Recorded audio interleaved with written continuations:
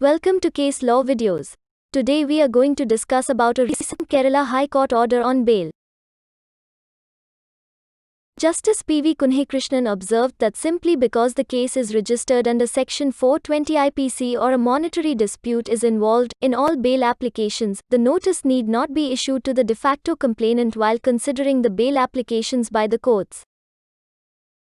If the de facto complainant files an impleading application in a bail application, the court should hear him or her before passing final orders. But whether in all cases, the bail court should ask the accused to implead the de facto complainant and then issue a notice to the de facto complainant is a question to be decided. There are specific provisions in the Criminal Procedure Code by which notice is to be issued to the de facto complainant while considering bail application. Section 439 (1)A CRPC says that the presence of the informant or any person authorized by him shall be obligatory at the time of hearing of an application for bail to the person charged under Section 376(3) or Section 376(a)(b) or Section 376(d)(a) or Section 376(d)(b) of IPC. This provision is inserted in the Code by the Criminal Law Amendment Act 2018. But no provision is added in the code by the above amendment to issue notice to the de facto complainant in cases where other offences in the Penal Code are alleged. In the Criminal Procedure Code, a proviso is added to Section 372 IPC by which the victim, in a case, can challenge an acquittal order passed by a criminal court. Similarly, in Muslim Women Protection of Rights on Marriage Act 2019 there is a specific provision in which it is clearly stated that the notice should be issued to the victim while considering a bail application by a magistrate. In such circumstances, when the legislature thinks that only in certain cases notice is necessary to the victims or de facto complainants while considering the bail applications by courts, the court need not issue a notice to the de facto complainants or victims in all bail applications. Simply because the case is registered under Section 420 IPC or 406 IPC, the bail court need not issue notice to the de facto complainant unless there is a special reason for the same. Similarly, in all cases in which monetary dispute is there, the bail court need not issue a notice to the de facto complainant.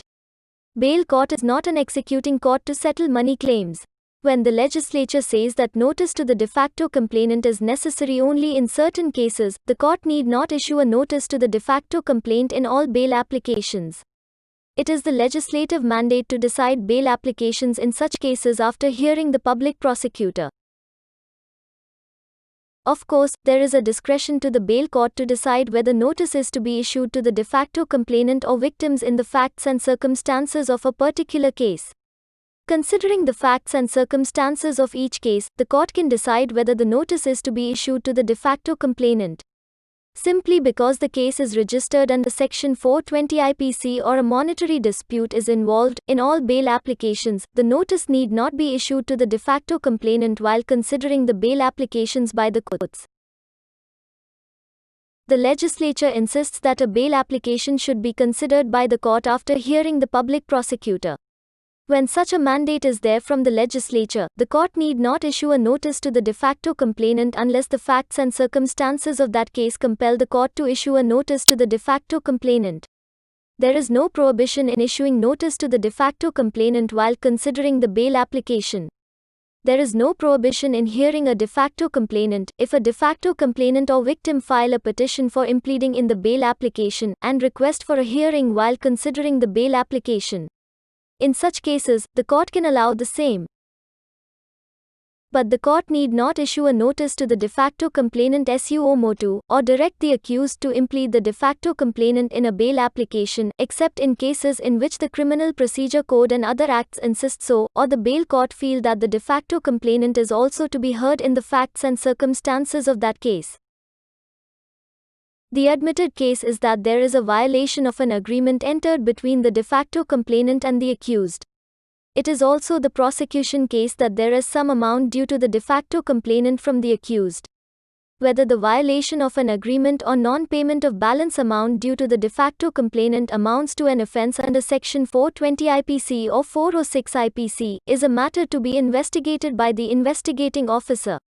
For that purpose, the custodial interrogation of the petitioner may not be necessary.